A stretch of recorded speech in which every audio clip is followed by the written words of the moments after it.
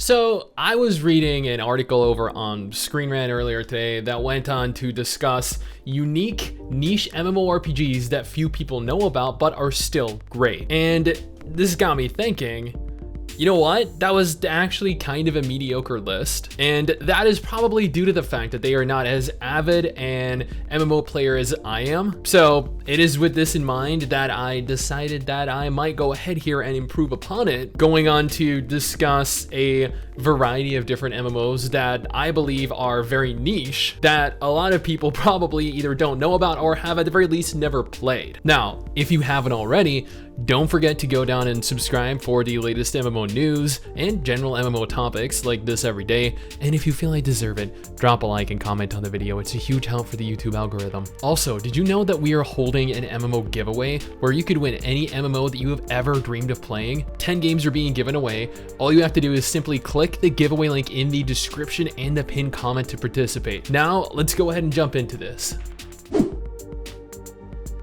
We're going to tackle this alphabetically, beginning with Age of Wushu. This is a wuxia themed MMORPG, one of the few that are currently available still online. The game provides players an interesting selection of classes that you do not traditionally find in MMOs, various different regions, quite the engaging story, and a large world filled with content to consume.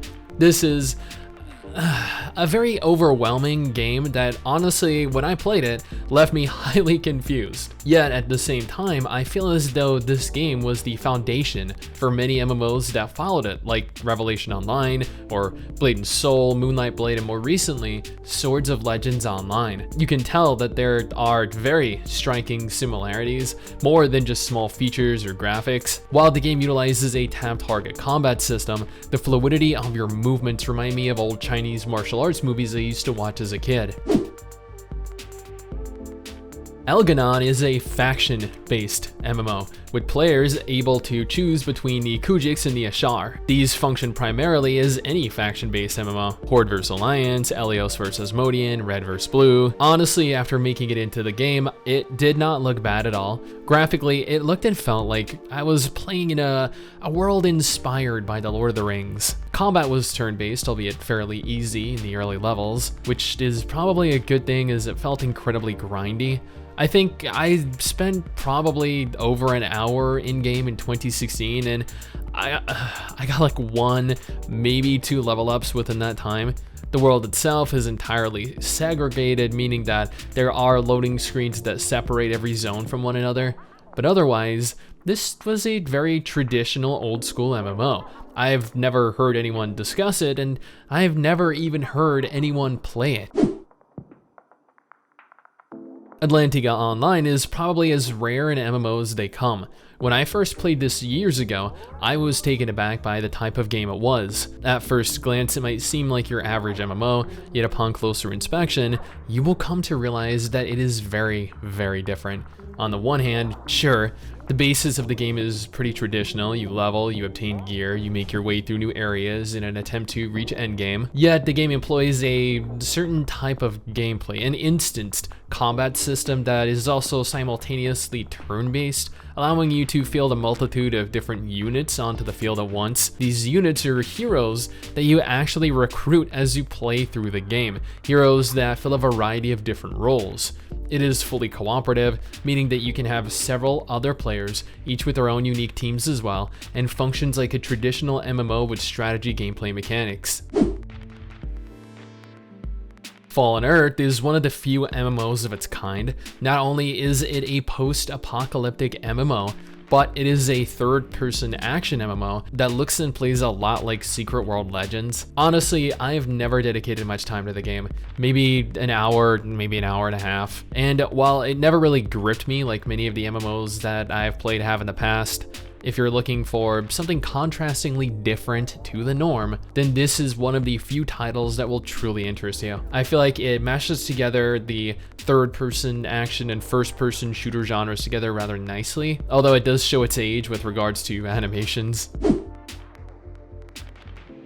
Now, if I were to list three of the most unique MMOs that I have ever played, Atlantica Online and Granado Espada would take up 2 of those spots. Granado Espada specifically, due to not only its incredible setting, but also its unique gameplay mechanics. Like most MMOs, this is a fairly traditional title. You level, you move your way through various different zones, you gear yourself up. Well, you gear yourself up and then you gear up your team as well. And what I mean by this is, yes, much like Atlantica, Granado Espada has players recruit a variety of different heroes that you can gear, that you can level, and you can customize and utilize to conquer foes. You're capable of deploying 3 different characters at once, and are further capable of grouping up with other players to maximize your team composition. While the combat requires you mostly select your targets with your mouse, you acquire a plethora of different AoEs that allow for a much more dynamic type of combat. Have you ever dreamt of piloting your very own mobile suit, becoming an actual Gundam Meister? Because apparently there is a Gundam MMO out there called Mobile Suit Gundam Online. Although, even though Bandai Namco listed as a massively multiplayer title, I feel like it's much more of a competitive PvP game. The game pits 2 teams of 50 players against one another in an attempt to secure victory over the other. It utilizes a third-person action combat system, allowing for players to wield beam sabers and various types of artillery to engage others. And from what I recall, there is no open world to explore, or really world at all to explore outside of the PvP modes. But it provides players an incredibly unique, engaging experience that they've probably never had elsewhere.